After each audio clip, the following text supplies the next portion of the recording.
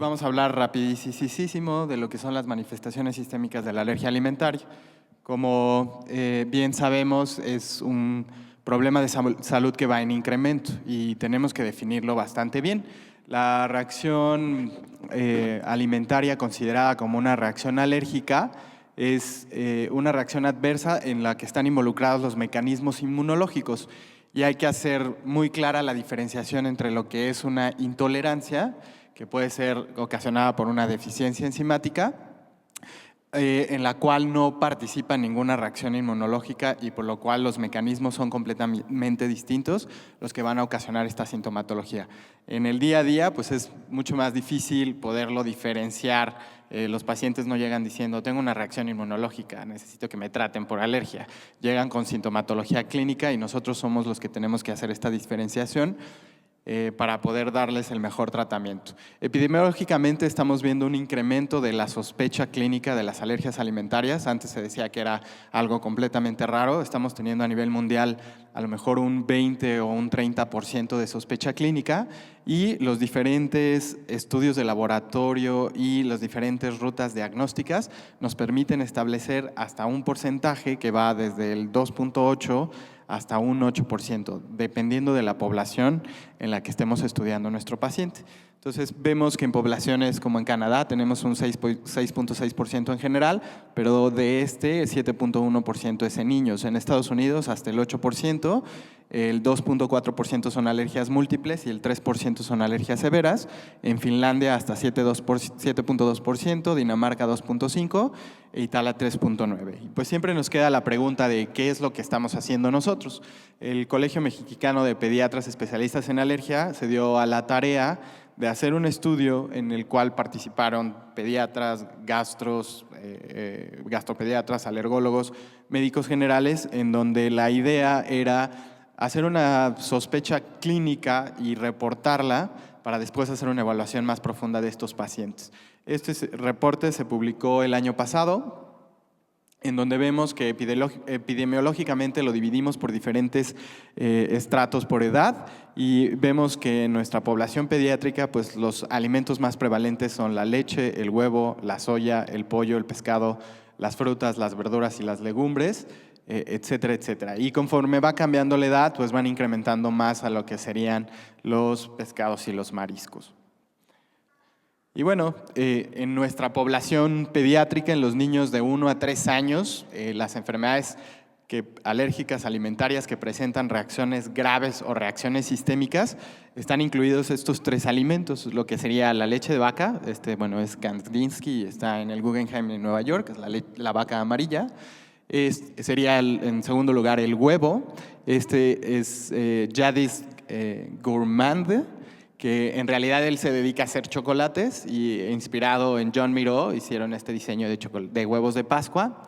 Y Steven Casino, que se dedica a hacer dibujos o autorretratos en cacahuates y que sería nuestro tercer alimento de acuerdo a las edades de 1 a 5 años que más manifestaciones sistémicas dan en 1 a 5 años. Bueno, eso es para remarcar la importancia de estos 3 alimentos, que es con los que más frecuentemente nos vamos a encontrar.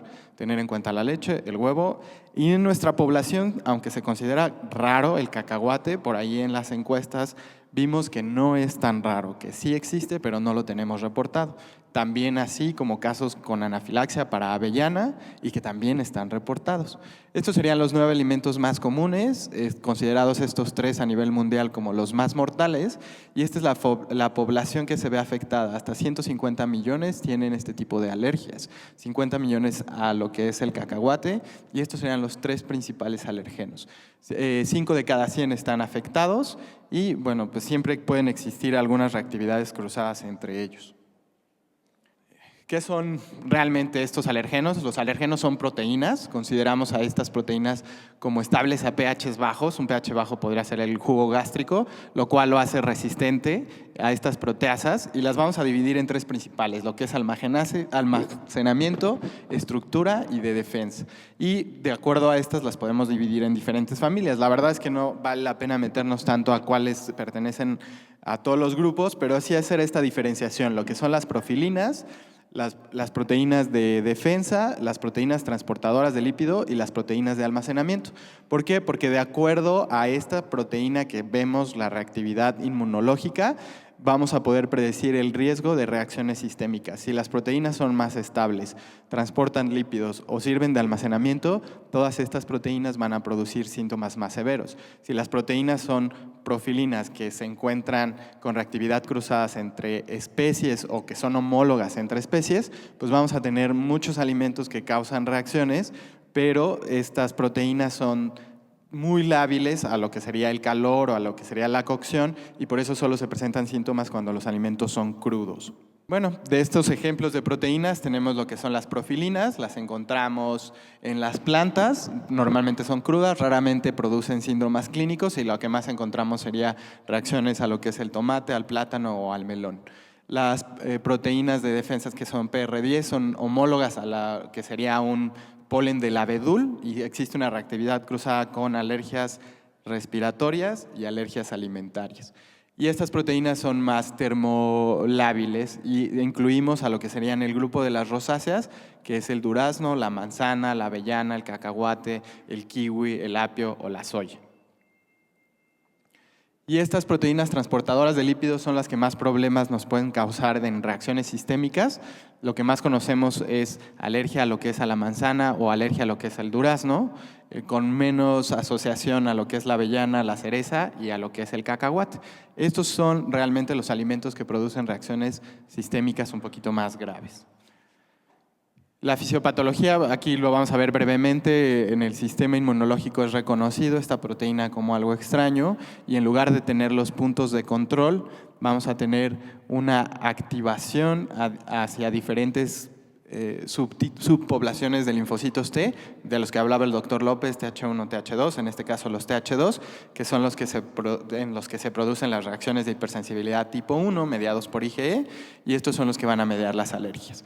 Y siempre nos queda esta pregunta, ¿qué es lo que provoca realmente estas alergias? ¿Es el consumo de los alimentos o es una condición fisiopatológica preexistente la que condiciona que estos alimentos sean reconocidos como algo extraño? Recientemente las teorías en Inglaterra nos han hecho cambiar y nos han hecho decir, ok, la exposición oral puede darnos tolerancia, pero si tenemos un paciente cuya condición es de una dermatitis atópica y estamos exponiendo el alimento sobre la piel que ya está dañada, lo que vamos a encontrar es una facilitación para ser reconocido como un alergeno. Y entonces aquí ya hacemos la asociación hasta en un 30% de coexistencia o hasta un 40% de coexistencia entre dermatitis atópica y alergia alimentaria, hasta 4 veces más que un paciente que no tiene esta condición. ¿Y qué es la sensibilización alérgica? Tenemos la exposición a un alergeno. Esta sería una diapositiva del doctor Ortega Martel que nos hizo favor de prestar. Aquí en lugar de tener un alimento, es reconocido por las células presentadoras de antígenos que varían a respuestas de tipo TH2. Estas respuestas van a decirle a los linfocitos B que produzcan inmunoglobulinas por las células plasmáticas de tipo E que van a sensibilizar a lo que son los mastocitos o las células cebadas. Y van a llamar con diferentes citocinas a otros grupos celulares que van a ser principalmente los eosinófilos. Cuando tenemos una segunda exposición a estos alergenos, vamos a desencadenar los que son las reacciones de hipersensibilidad. Entonces es una sensibilización y una reacción inmunológica con hipersensibilidad tipo 1. ¿Y qué hacemos para diagnosticarlas? Pues tenemos que ser muy cautos en cuanto al diagnóstico, tenemos que hacer un adecuado interrogatorio, tenemos que ver muy bien qué pruebas de laboratorio o qué pruebas vamos a solicitar, cómo las vamos a interpretar para dar una conclusión diagnóstica.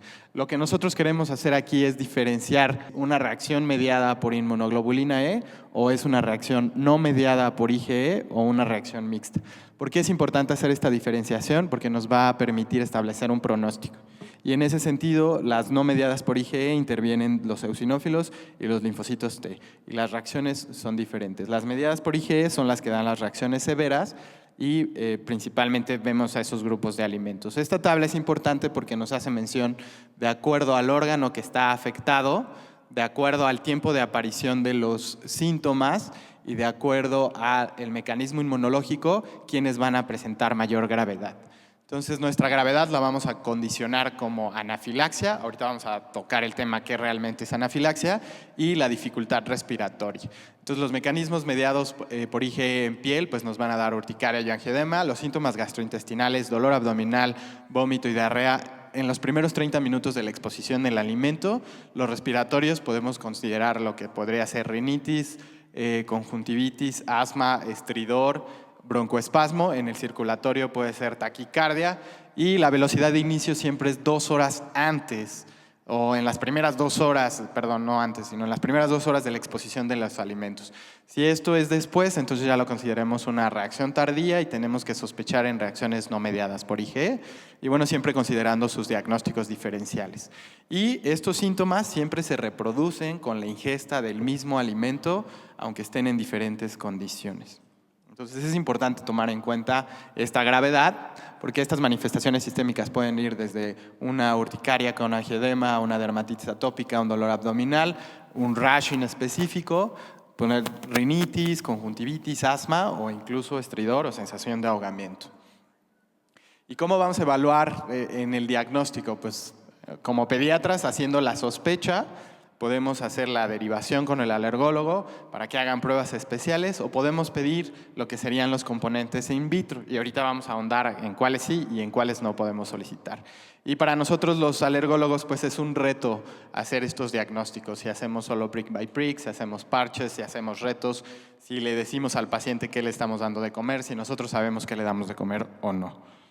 Y vamos a apurarnos un poquito más.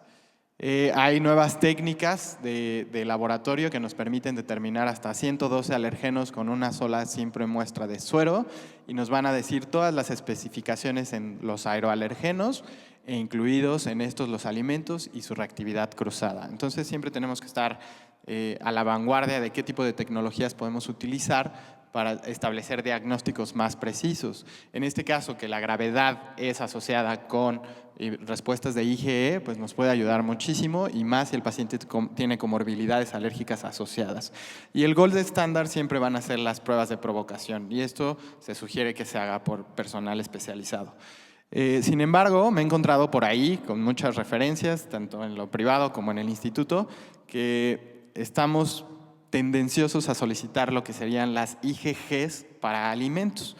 Esta prueba no tiene ninguna validez diagnóstica y estaríamos hablando más de tolerancia o más de contacto con el alimento que una reacción fisiopatológica. Los mecanismos que explicamos al principio, en ningún momento se menciona la IgG y es por eso que yo los invito a ahondar un poquito más en el tema, no me crean a mí. Hay que creer lo que está escrito por los diferentes autores y hecho por los diferentes estudios, en donde realmente qué utilidad le podemos dar a esto. ¿Por qué? Porque es costoso. El costo varía entre 7,000 y 10,000 pesos, dependiendo de dónde lo pidamos, y no nos da ninguna utilidad diagnóstica. Bueno, ¿qué es lo que vamos a hacer para tratar a estos pacientes? Pues siempre vamos a tener en cuenta la educación, siempre le vamos a decir qué no puede comer porque le va a condicionar una reacción sistémica y cómo lo vamos a suplementar de manera equilibrada. Y bueno, quería hacer mención, ¿por qué anafilaxia? Porque anafilaxia es el síntoma más temido por todos nosotros. ¿Cómo lo vamos a identificar y cómo lo vamos a tratar? Este es un algoritmo que desarrollamos en el Instituto Nacional de Pediatría con la evidencia que existe respecto a todas estas recomendaciones. Y lo vamos a hacer un poquito como más amistoso. Vamos a decir que la anafilaxia es una reacción aguda, alérgica y potencialmente fatal, donde 2 o más órganos están afectados. Entonces siempre vamos a considerar 2 o más, tanto circulatorio, respiratorio, cutáneo y gastrointestinal. Dentro de estos, si tenemos afección circulatoria y respiratoria o circulatoria y cutánea o circulatoria y gastrointestinal, lo vamos a considerar anafilaxia, que es muy diferente a lo que es choque anafiláctico o colapso circulatorio. Aún así, las condiciones se van a tratar de manera similar, lo que es el ABCD, vía aérea permeable, y la primera situación de manejo es la adrenalina. La adrenalina intramuscular va a ser nuestra primera línea de tratamiento. Incluso teniendo la dificultad respiratoria de hacer nuestra valoración primaria, la adrenalina sigue siendo la primera herramienta de tratamiento. Después viene la parte del oxígeno y dependiendo de lo que tenemos en lo respiratorio, si es estridor o si son sibilancias, pues utilizamos adrenalina nebulizada o salbutamol nebulizado. Hacemos las evaluaciones cada 5 minutos y repetimos la dosis de adrenalina intramuscular. En lo circulatorio, si no hay una adecuada respuesta después de la segunda dosis, pues consideraremos otro tipo de vasopresores, incluidos la dopamina o el glucagón. Y en la respuesta respiratoria, siempre hasta una tercera dosis de adrenalina, si no hay una falta de respuesta, antes de considerar infusiones de vasopresores. Los antihistamínicos y los esteroides no están indicados de primera elección y desafortunadamente es lo que más hacemos. Cuando los síntomas son solamente cutáneos, esa es nuestra gran duda. ¿Qué hacemos? ¿Va a progresar? ¿No va a progresar? Hay que esperar por lo menos hasta 4 horas y que no se presente asociado a síntomas gastrointestinales. Y cuando solo son cutáneos, ahí sí damos de primer manejo lo que son los antihistamínicos. Si en algún momento se asocia a un síntoma gastrointestinal o respiratorio o cardiovascular, el manejo va a ser con adrenalina. Y rápidamente nada más para que le tomen una foto de las dosis de acuerdo a los pesos que ya están establecidos, no hay que hacer cálculos matemáticos, cuánto pesa, cuánto le toca de cada uno de los medicamentos, incluso la adrenalina o el salbutamol nebulizado. Y pues bueno, la adrenalina autoinyectable siempre puede ser una opción, difícil de conseguir en nuestro medio, pero una vez que establecemos el diagnóstico, el paciente no se puede ir sin esta recomendación por la ingesta accidental de los alimentos que pueden estar contaminados en algún restaurante o que la tía o la abuela no sepa y le den de comer algo de lo que él es alérgico. Y la evolución de nuestros pacientes, pues, dependiendo del tipo de alimento, es algunos, principalmente leche y huevo, van a ser superados, el 80% hacia los 5 años, 20% con mecanismos mediados por IgE va a persistir más allá de los 5 años. Y los que son a cacahuate o a nueces van a persistir casi por toda la vida, incluidos los mariscos y los pescados. Y ya para concluir, las recomendaciones es entre la sospecha de un paciente con enfermedad alimentaria alérgica, no hay que restringir otros alimentos de los que no estamos sospechando que sea alérgico. Solamente al que está considerado como alérgico es el que se va a suspender. Siempre promover la lactancia materna en los primeros 6 meses. Recomendación de la Academia Americana de Pediatría. Y considerar si estos pacientes tuvieran en algún momento factores de riesgo como familiares con asma o con alergia alimentaria ya documentada, dar hidrolizados parciales. Pero bueno, esto es otro tema, ajustándonos, bueno, creo que ya me consumí casi todo el tiempo. Les agradezco por la invitación al foro. Muchas gracias.